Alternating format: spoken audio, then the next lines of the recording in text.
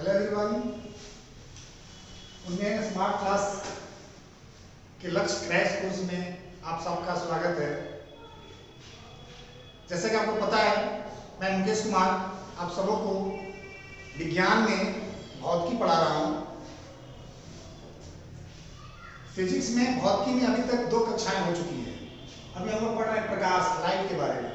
आज आपका तीसरा लेक्चर होगा और आज इसको हम इस लेक्चर में कंप्लीट करेंगे, समराइज करेंगे, क्वेश्चन करेंगे, इंपॉर्टेंट क्वेश्चन जो अभी तक आए हुए हैं या जो आ सकते हैं, उस क्वेश्चन के बारे में चर्चा करेंगे।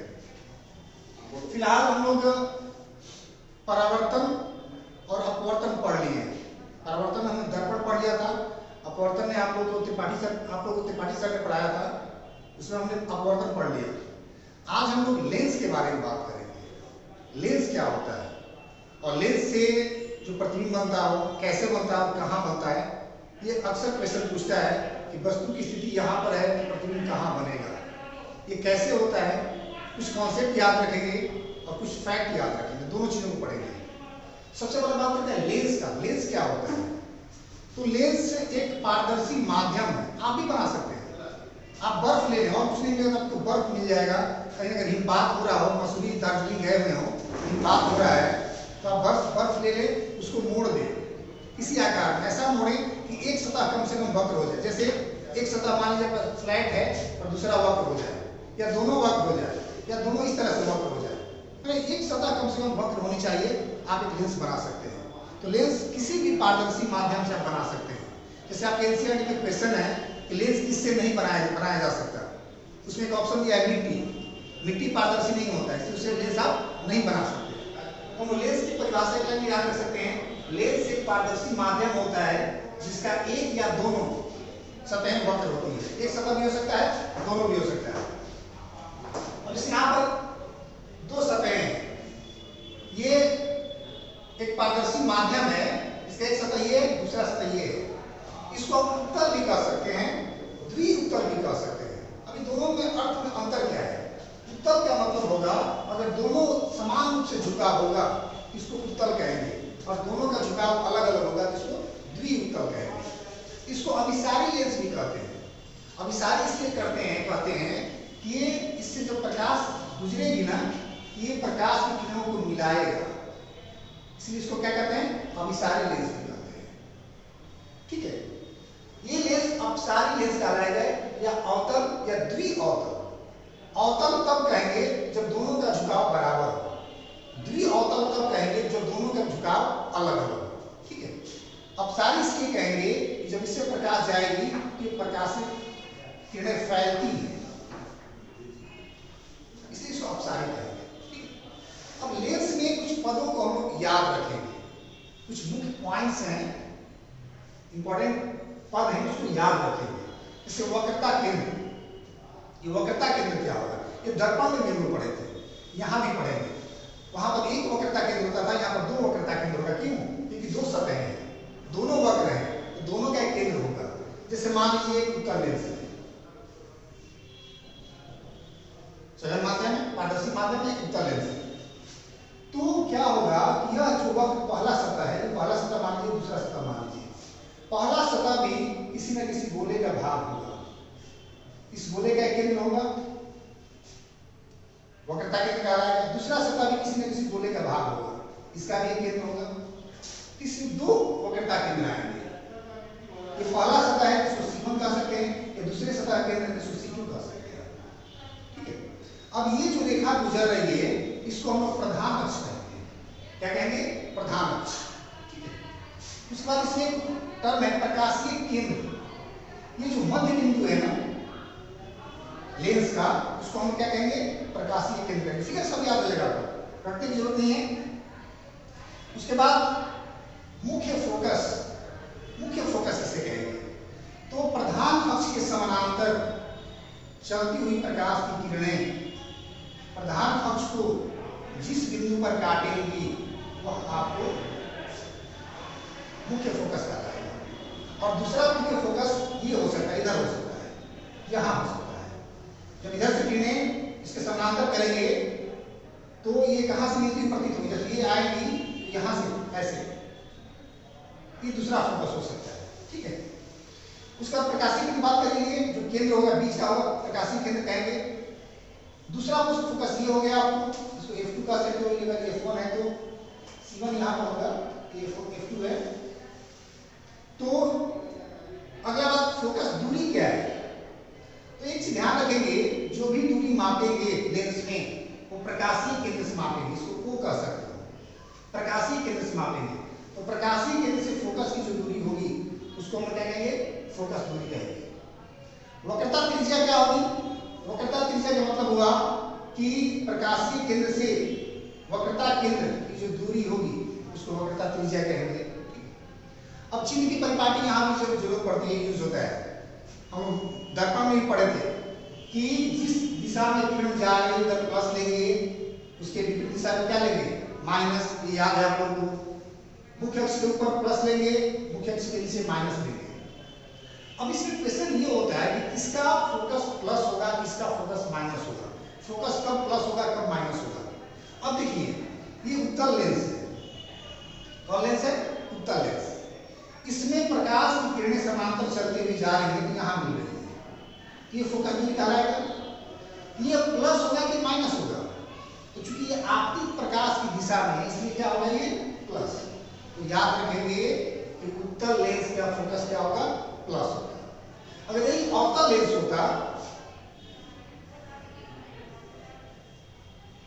ठीक है, तो इसके समांतर फोकस का मतलब ये होता है समांतर चलती हुई किरणें जहां मिलती हो या मिलती हुई प्रतीत होती हो, ये तो फैल जाएगी इधर, ये कहीं नहीं मिलेगी प्रकाश की किरणें, ये प्रधान अक्ष है, इसको हम पीछे बढ़ाएंगे तो हमको लग रहा है कि यहाँ पर मिल रही है, ये मिलती हुई प्रतीत हो रही है, यहाँ पर एक्चुअल मिल रहा है, यहाँ पर मिलती हुई प्रतीत हो रही है, तो ये इसकी दूरी क्या कहलाएगी, फोकस दूरी कहलाएगी। ये फोकस हुआ अवतल का, ये फोकस दूरी कहलाएगा। अब ये कहाँ माप रहे हैं, प्रकाश की दिशा में माप रहे हैं कि विपरीत दिशा माप रहे हैं, तो आप कहेंगे विपरीत दिशा माप रहे हैं। हमने क्या बताया कि विपरीत दिशा मापेंगे तो क्या होगा, माइनस होगा, ये फोकस दूरी क्या हो जाएगी, ऋणात्मक। याद रखेंगे अवतल लेंस के लिए फोकस दूरी क्या हो जाएगी, ऋणात्मक हो जाएगी।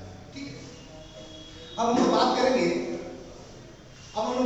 कि लेंस से प्रतिबिंब कैसे बनाएंगे, कुछ आरेख को याद रखेंगे जो आपको बता रहा है। चलिए हम लोग अब देखते हैं कि लेंस से प्रतिबिंब कैसे बनेगा और कहाँ बनेगा। तो उसको बनाने के लिए आप 2-3 बातों को याद रखिए। जैसे मैंने यहाँ कुछ आरेख बना दिया है, आप बना सकते हैं। हमने उत्तल लेंस लिया, यह इसका प्रधान अक्ष कहलाएगा। हम लोग आपसे अभी देखे थे प्रधान अक्ष क्या होता है, इसके समानांतर अगर कोई किरण जाएगी तो जब यहाँ से अपवर्तन होगा, अपवर्तन जब भी दिखाएंगे ना लेंस के बीचों बीच दिखाएंगे। वैसे अपवर्तन लेंस में 2 बार होता है, दोनों सतहों पर होता है, लेकिन हम बीचों बीच दिखा रहे हैं, तो ये कहाँ से गुजरेगा, फोकस से। ठीक है, दूसरी तरफ इसको F2 कर दें, इधर वाले को F1 कर सकते हैं। और ध्यान रखेंगे इस प्रकाशीय केंद्र से जितना दूरी पर F2 होगा उतनी ही दूरी पर F1 होगा। और इससे और दूरी पर लेंगे तो 2F कर सकते हैं, जैसे हमने यहाँ क्या आगे बताया। दूसरा डायग्राम ले सकते हैं, अगर कोई किरण, प्रकाश की किरण फोकस से गुजर रही है, कौन से फोकस कहलाएगा, F1 कह सकते हैं इसको। तो जब दर्पण लेंस से जब गुजरेगी तो प्रधान अक्ष के समानांतर हो जाएगी। पहला क्या था, समानांतर थी तो फोकस से जाएगी, दूसरा क्या है, फोकस से जा रही है तो समानांतर हो जाएगी। तीसरा, अगर प्रकाशीय केंद्र से जाएगी तो ऐसे ही निकल जाएगी, क्योंकि ये लंबवत पड़ रही है और सीधे ही निकल जाएगी। ठीक है, ये 3 आप आरेख याद रखते हैं तो आपको रट भी सकते हैं, बना भी सकते हैं। नहीं रटेंगे अगर तो मान लो भूल गए कहाँ पर वस्तु है, प्रतिबिंब कहाँ बनेगा, तो आप आरेख की सहायता से बना सकते हैं। वैसे आप ये टेबल एक याद रखिएगा, ठीक है, कि वस्तु की स्थिति, प्रतिबिंब की स्थिति, आकार और प्रकृति हम एक बार बनाते हैं, उसके बाद उसको हम याद करेंगे। ठीक है, तो एक चीज ध्यान रखिएगा, इसको हम F2 कहते हैं, उतनी ही दूरी पर इधर F1 होता है। इससे मान लो 3 सेंटीमीटर है, यहाँ से 3 सेंटीमीटर पर और जो है आगे 3 सेंटीमीटर पर 2F2 होगा, मतलब यहाँ से 2F2 जो होगा 6 सेंटीमीटर हो गया ना, कभी डबल हुआ। वैसे ही F1 होगा, ये कितना होगा, 2F1। अब इन्हीं के बीच में हमको वस्तुओं को रखना है, इन्हीं के को आधार बनाकर कि F1 पर रखेंगे, 2F1 पर रखेंगे, F1 और F2 के बीच में 2F1 के बीच में कहाँ रखेंगे ये हम पे निर्भर करेगा। ठीक है, जैसे मान लीजिए हमने यहाँ पर डायग्राम बनाया है, हम इसको देखते हैं। वस्तु कहाँ रखी गई है, ये F1 है, ये F2 है, 2F1 है, ये क्या है अनंत है, पीछे क्या है अनंत है। तो वस्तु कहाँ रखी गई है 2F1 और अनंत के बीच। अब इसका प्रतिबिंब बनाना है। हमने एक वस्तु लिया, दो आरेख कम से कम लेना होगा क्योंकि दो किरणें कटेंगी तभी आपका प्रतिबिंब बनेगा। तो एक हमने आरेख ले लिया पहला वाला, दूसरा भी ले सकते हैं, तीसरा भी ले सकते हैं, कोई दो लेके प्रतिबिंब आपका बन जाएगा। हमने पहला लिया, समानांतर जा रही है प्रकाश की किरण, जब अपवर्तन होगा तो कहां से जाएगी, फोकस से जाएगी, ये चली गई। ठीक है, दूसरा हम इसको भी ले सकते हैं, इसको भी ले सकते हैं, हम इसको ले रहे हैं कौन, प्रकाशीय केंद्र से। प्रकाशीय केंद्र से अगर गुजरेगी तो सीधे निकल जाएगी। अब क्या हो रहा है, ये दो अपवर्तित किरणें हैं, ये आपतित किरणें हैं दोनों, और ये क्या है अपवर्तित किरणें। अपवर्तित किरणें जहां दूसरे को काटेंगी वही मुख्य अक्ष से मिला देंगे, ये आपका प्रतिबिंब होगा। अब प्रतिबिंब वस्तु क्या था ए डैश ए बी, प्रतिबिंब क्या होगा ए डैश बी डैश। अब आप देख रहे हैं ये प्रतिबिंब कैसा बना, वास्तविक बना कि उल्टा बना, वास्तविक या उल्टा। तो हम लोग जानते हैं कि प्रतिबिंब वास्तविक तब बनता है जब किरणें वास्तव में कटे तो वास्तविक होगा, जब किरणें कटती हुई प्रतीत हो तो काल्पनिक होगा या आभासी कह सकते हैं। तो यहाँ पर क्या हो रहा है, अपवर्तित किरणें वास्तव में कट रही है, ये प्रतिबिंब वास्तविक बनेगा। और देख रहे हैं वस्तु ऊपर है, प्रतिबिंब कहाँ बना है नीचे बना है, तो कैसा होगा उल्टा होगा। ठीक है, और एक और बात, ये जो होगा ये इधर बन रहा है, मतलब वस्तु कहाँ है 2F के बाहर है, ये 2F के बीच में बन रहा है, 2F और F के मतलब F2 और 2F2 के बीच में बन रहा है, तो ये छोटा बनेगा। जब भी बीच में बनेगा ना क्या होगा छोटा होगा। ठीक है, क्या क्या हमने देखा, हमने रखा 2F1 और अनंत के बीच, प्रतिबिंब कहाँ बना F2 और 2F2 के बीच। कैसा बना तो वास्तविक बना, सीधा या उल्टा, कैसा बना है नीचे बना है ना, क्या कहेंगे उल्टा। बड़ा या छोटा, ये छोटा होगा, बीच में बनेगा तो छोटा होगा। तो ऐसे ही बहुत सारा बना सकते हैं, कोई भी लेकर बना सकते हैं। जैसे मान लो आप यहाँ रख दिए, एक और जिससे आगे पर दिखा रहे हैं आपको, जैसे एक और हम दिखा रहे हैं आपको 2F1 पर, ये आपको F2 है, ये F1 है और ये 2F1 है, और इधर क्या होगा 2F2 होगा। हम यहाँ पर रख दिए, कहाँ रख दिए 2F1 पर। तो अब इसका प्रतिबिंब बनाना है, बहुत छोटा लेते हैं। एक हमने किरण ले लिया क्या समानांतर, ये कहाँ से जाएगी फोकस से जाएगी। दूसरा दोनों में से था, प्रकाशीय केंद्र भी ले सकते हैं, दूसरा भी ले सकते हैं, कि हमने प्रकाशीय केंद्र से लिया, प्रकाशीय केंद्र से लेंगे या फोकस से लीजिए, फोकस से भी ले सकते हैं। फोकस से जाएगी तो इसमें दर्पण पड़ने के बाद क्या हो जाएगी, सब समानांतर हो जाएगी। समानांतर में कहाँ कटेगा, यहाँ पर कटेगा। ठीक है, तो आपने 2F1 पर लिया, प्रतिबिंब कहाँ बना 2F2 पर। तो आप आसानी से बना सकते हैं, आरेख आपका सही होना चाहिए, स्केल आपके पास होना चाहिए, आप बनाएंगे तो वही कटेगा।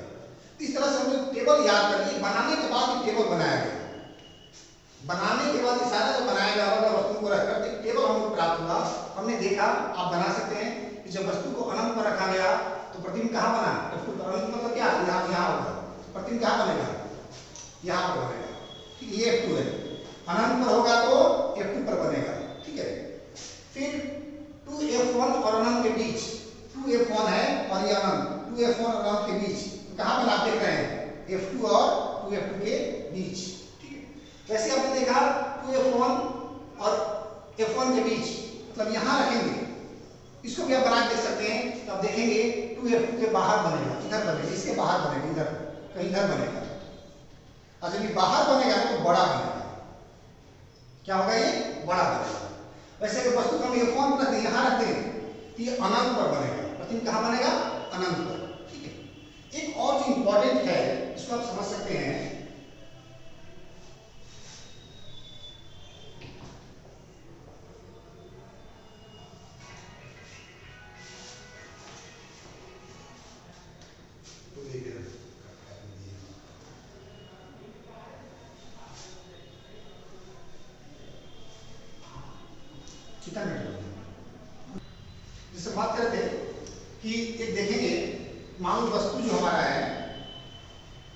प्रकाशीय केंद्र और F2 के बीच में, तो कहाँ प्रतिबिंब बनेगा? तो हम क्या करेंगे कि एक किरण लिए समानांतर, वो कहाँ से जाएगी? फोकस से जाएगी। एक हमने लिया प्रकाशीय केंद्र से, जो क्या होगा? सीधे निकल जाएगी। अब आप देख रहे हैं फिगर में ये दोनों किरणें कहीं मिलने वाली नहीं दिख रही है, ये फैल रही है, तो कहीं नहीं मिलेगी, मतलब वास्तव में नहीं मिलेगी, मतलब वास्तविक प्रतिबिंब नहीं बनेगा। अब हम लोग कल्पना करना होगा। क्या कल्पना करना होगा? हम इसको बढ़ाएंगे पीछे की ओर, ठीक है, इसको भी पीछे की ओर बढ़ाएंगे, तो लगेगा कि यहाँ कट रही है, एक्चुअली नहीं कट रही है, अपीयर हो रहा है, लग रहा है कि यहाँ कट रही है। ये आपका प्रतिबिंब बना A डैश B डैश। इसमें आपने क्या देखा कि प्रतिबिंब उधर ही बना इधर वस्तु रखा हुआ था, और आकार कैसा बना? बड़ा बना। अब ये कैसा है? वास्तविक है कि काल्पनिक है? तो काल्पनिक है, क्योंकि वास्तविक तब बनेगा जब वास्तव में कटेंगे, वास्तव में नहीं कट रही है, कि काल्पनिक हुआ। उल्टा है या सीधा? वस्तु भी ऊपर है, प्रतिबिंब भी ऊपर है, सीधा हुआ। वस्तु से बड़ा है छोटा? दिख भी रहा है कि बड़ा है। तो इस तरह से आप ये टेबल याद कर लेंगे तो सारा कुछ आपको याद रहेगा। अनंत पर F2 पर कैसा? अत्यंत छोटा बिंदु रूप में बनेगा, और क्या होगा? वास्तविक और उल्टा। वास्तविक होगा तो हमेशा उल्टा होगा।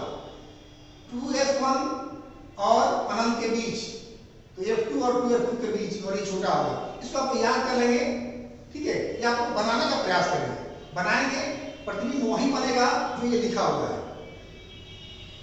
सबसे इसमें इंपॉर्टेंट ये है जो थोड़ा सा अलग है, F1 और प्रकाशीय केंद्र, ये वाला हमने बनाया, इसमें ध्यान रखिएगा प्रतिबिंब हमेशा क्या होगा?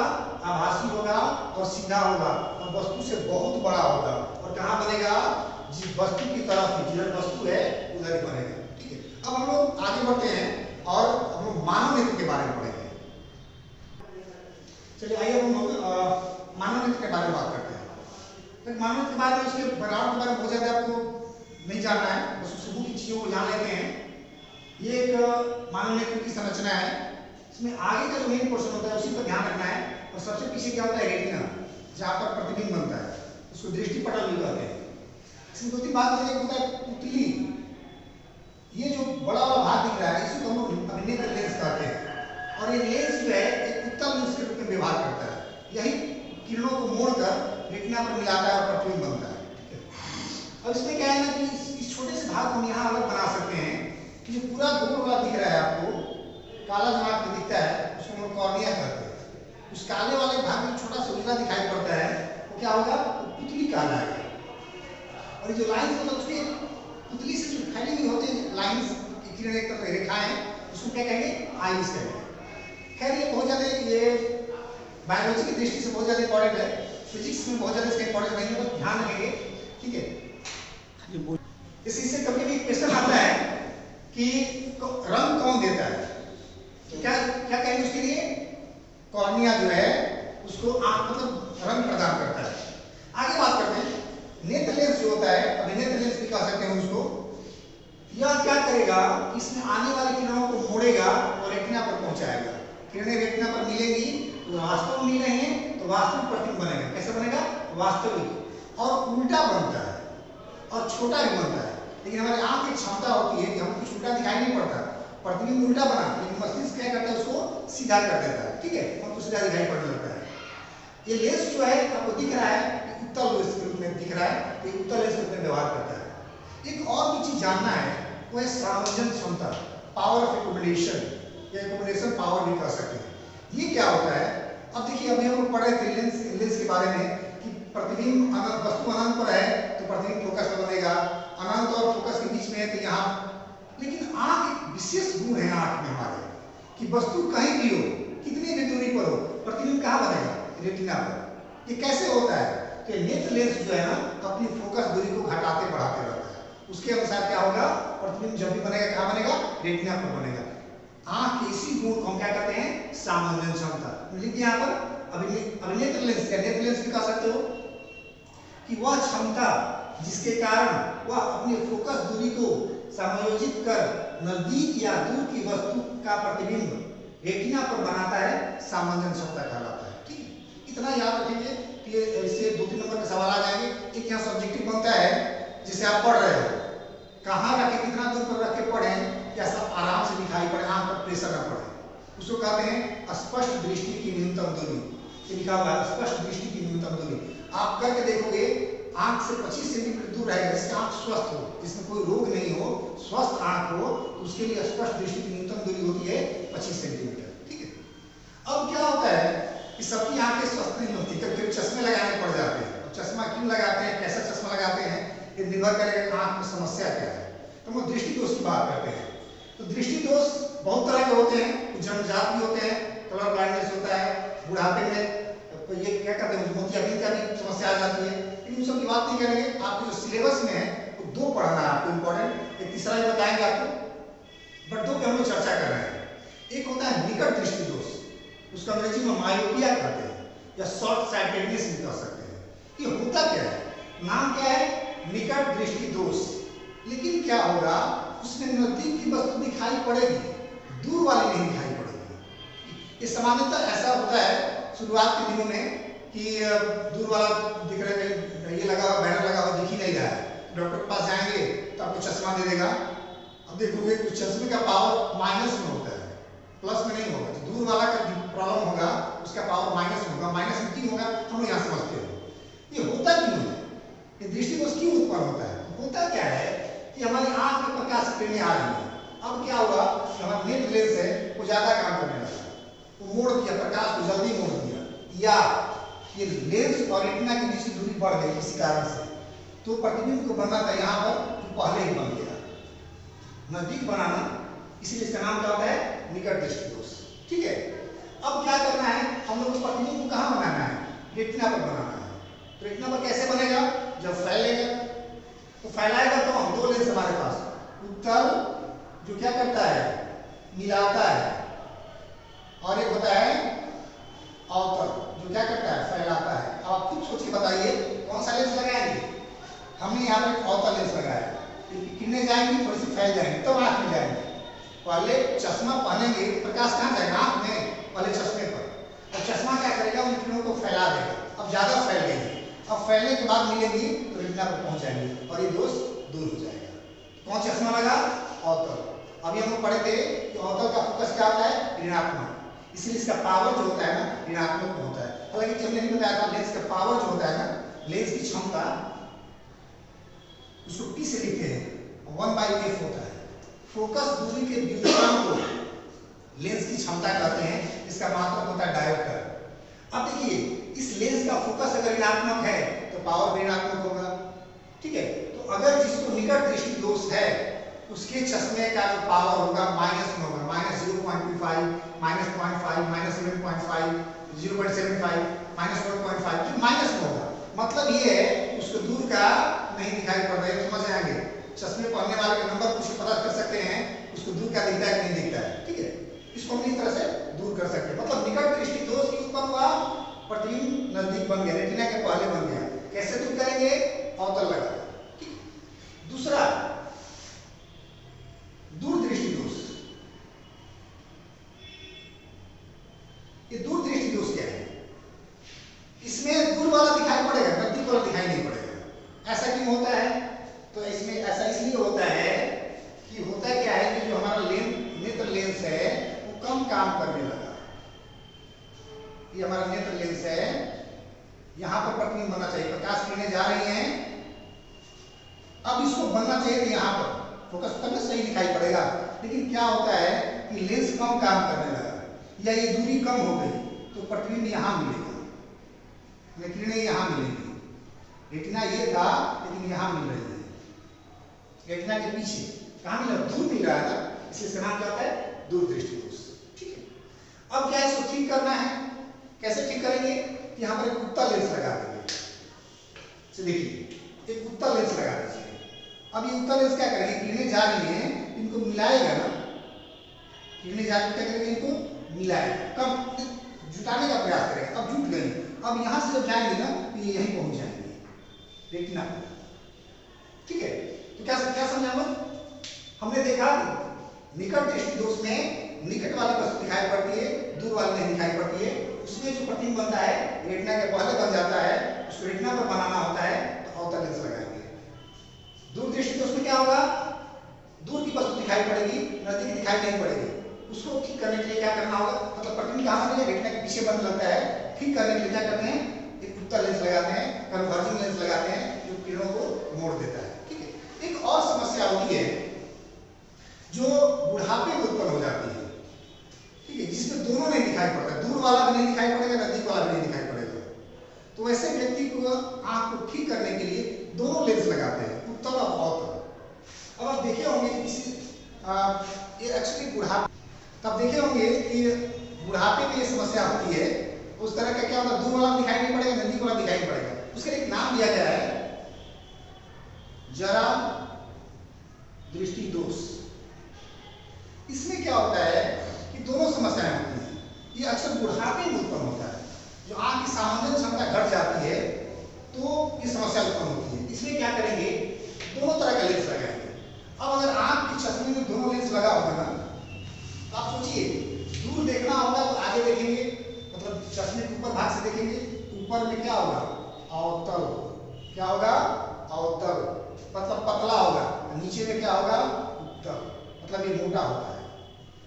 उत्तल क्या होता है, जिसमें मोटा होता है। तो बूढ़े आदमी चश्मे देखोगे तो दोनों तरह के लेंस होते हैं, ऊपर पतला होता है, नीचे मोटा होता है। इस तरह के इसको द्विफोकस लेंस कहते हैं। द्विफोकस लेंस लगाकर क्या दूर करेंगे, जरा दृष्टि। अब 3 याद रखेंगे, निकट दृष्टि दोष को दूर करने के लिए अवतल लगाएंगे, दूर दृष्टि दोष को दूर करने के लिए उत्तल लगाएंगे, जरा दृष्टि दोष को दूर करने के लिए द्विफोकल लगाएंगे। ठीक है। आइए अगले टॉपिक पे हम आते हैं। लेंस हमने देख लिया।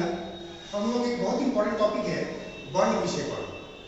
वर्ण विक्षेपण का मतलब होता है प्रकाश जो है 7 रंगों से मिलकर बना हुआ है। ठीक है। जैसे आप ही देखे होंगे, इंद्रधनुष बनता है आकाश में बरसात के बाद, जब धूप होती है तो प्रकाश, सूर्य का प्रकाश जो 7 रंगों में बढ़ जाता है।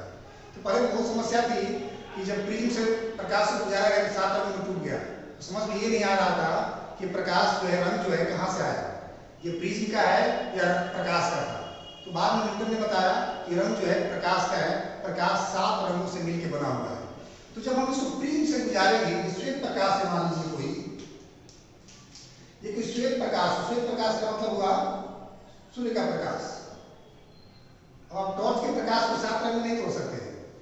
ये श्वेत प्रकाश है, जब ये प्रिज्म से गुजरे, इसको प्रिज्म कहते हैं, त्रिपास।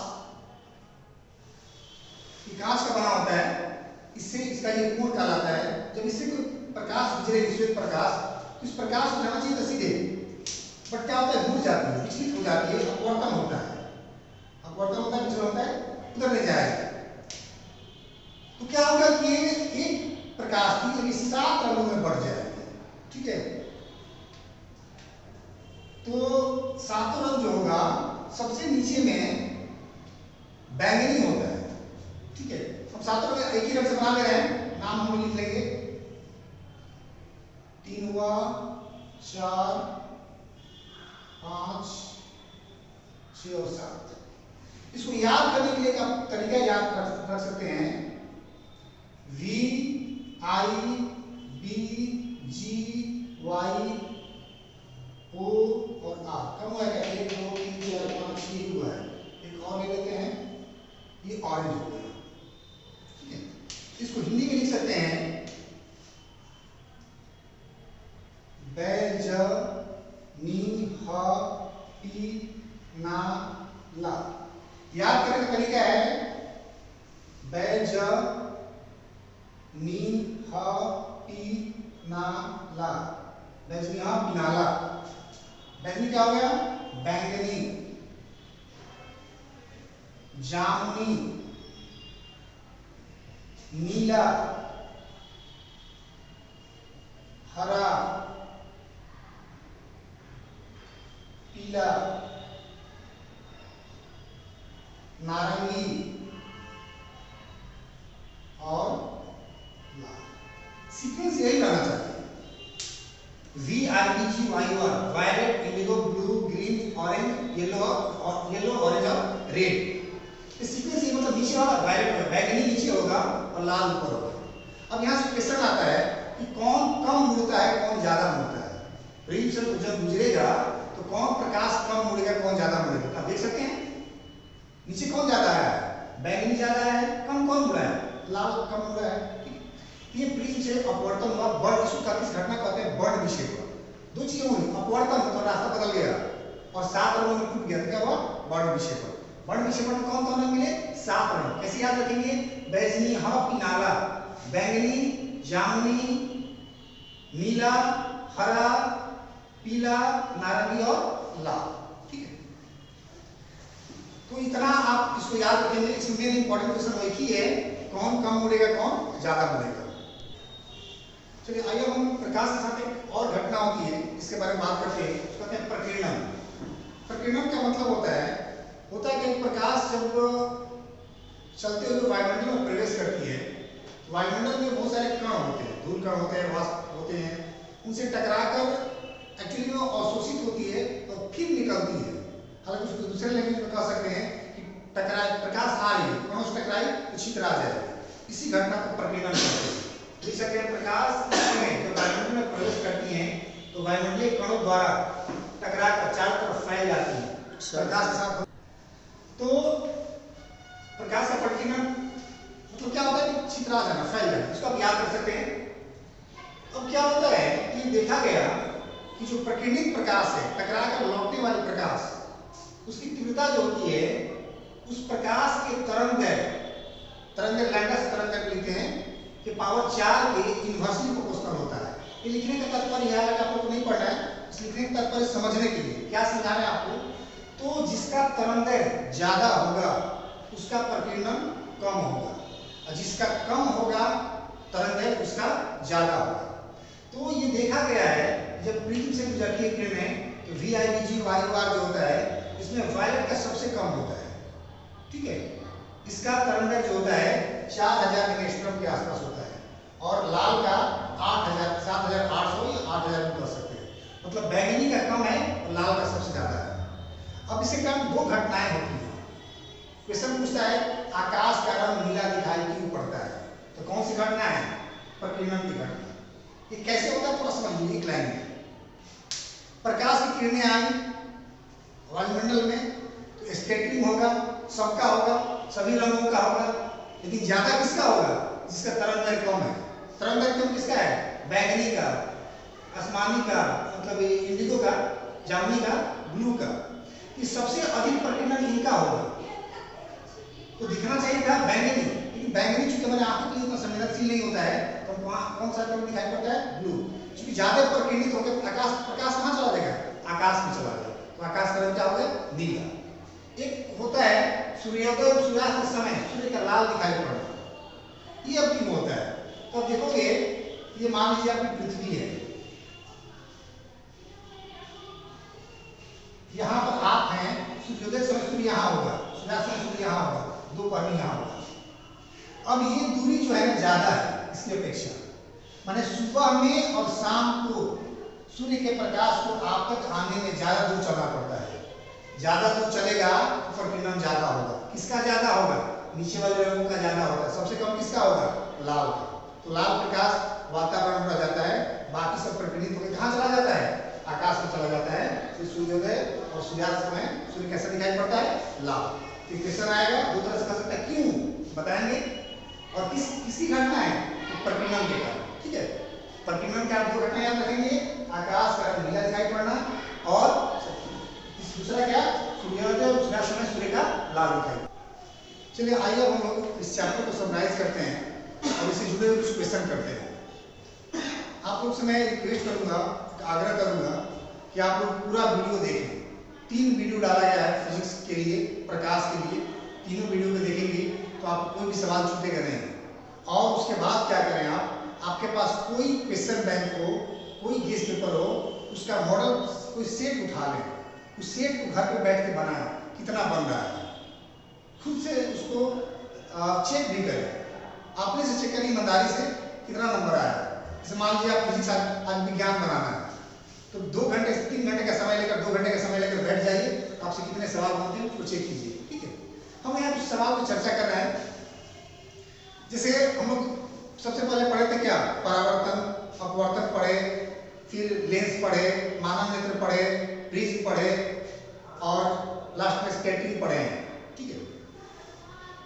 कुछ क्वेश्चन आते हैं, जैसे क्वेश्चन आता है कि तारे का टिमटिमाना, तारे टिमटिमाते हुए प्रतीत होते हैं कि ये कौन सी घटना है। तो होता क्या कि जब तारों से प्रकाश आता है तो वायुमंडल के घनत्व के घटने बढ़ने के कारण प्रकाश की रास्ता जो बदलते रहता है। ये क्या हो रहा है, अपवर्तन हो रहा है ना। ये कौन सी घटना है, अपवर्तन का। तारे टिमटिमाते हैं अपवर्तन की घटना के कारण। अपवर्तन जानते हैं क्या होता है, कोई प्रकाश चल रही है, माध्यम बदला, उसका रास्ता बदल जाएगा, इसको अपवर्तन कहते हैं। सूर्योदय के पहले सूर्य का दिखाई पड़ना, सूर्योदय होने से पहले सूर्य दिखाई पड़ जाता है। ऐसा क्यों होता है, थोड़ा समझ सकते हैं। ये मान लिया पृथ्वी है, ये आपका वायुमंडल है, ठीक है, क्षितिज ये है, यहाँ पर सूर्य होगा। अब सूर्य जब यहाँ होगा प्रकाश की ऐसे आएंगी और यहाँ पर अपवर्तन के आपके पास पहुंच जाएंगे। सूर्य अभी यहाँ है लेकिन आपको यहाँ दिखाई पड़ने लगेगा क्योंकि अपवर्तन हो रहा है। ये क्यों हुआ, अपवर्तन के कारण। ये भी क्या लिखेंगे, अपवर्तन के कारण।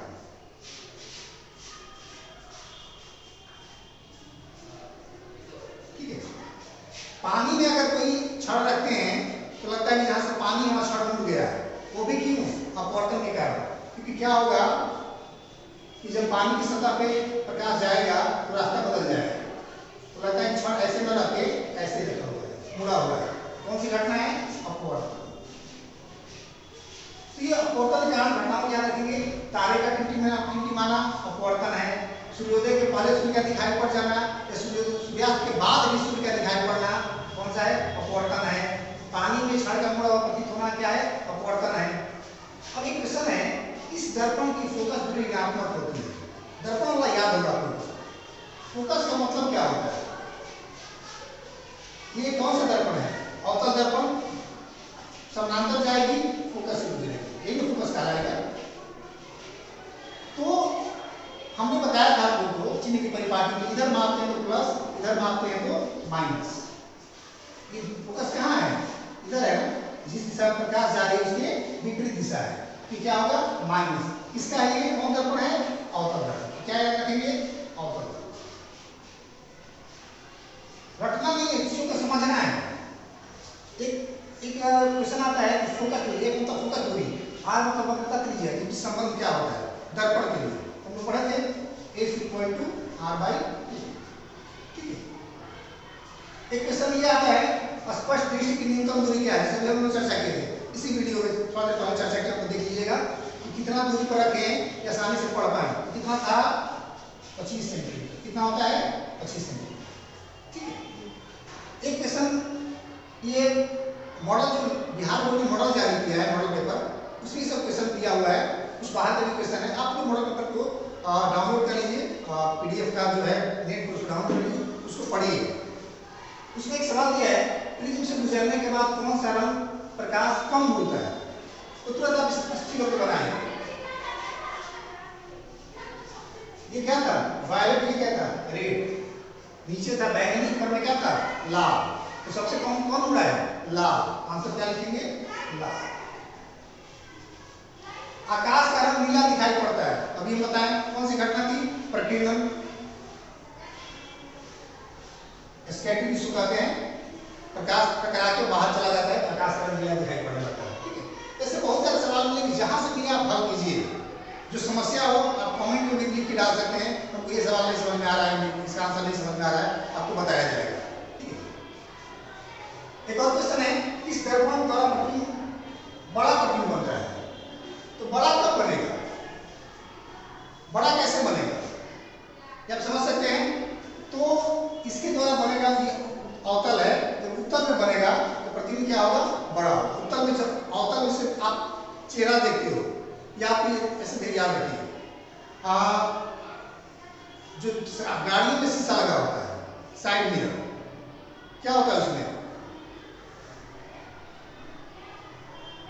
उसमें प्रतिबिंब बनता है, कौन सा दर्पण होता है, उसमें कौन सा होता है, उत्तल दर्पण लगा होता है। उत्तल दर्पण में क्या होगा, प्रतिबिंब बहुत दूर का ही बनेगा और बड़ा बनेगा। क्या बनेगा, क्या लिखेंगे इसका आंसर, इसका आंसर आप लोग देखते होंगे कि जो गाड़ी में लगा होता है, कौन सा दर्पण होता है, वो होता है उत्तल।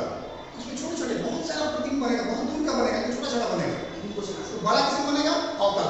क्या याद रखेंगे, अवतल। ये आपका अवतल दर्पण है।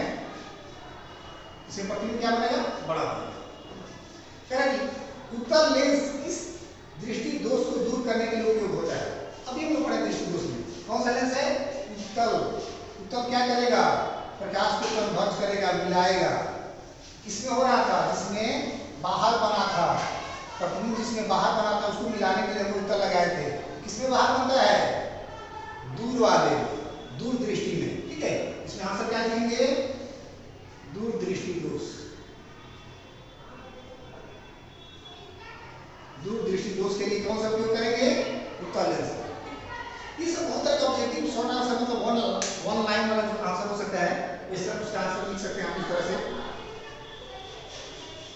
एक जो क्वेश्चन है शॉर्ट आंसर में पूछता है परावर्तन के नियम क्या है, अपवर्तन के नियम क्या है, ये सब आपको याद कर लेंगे।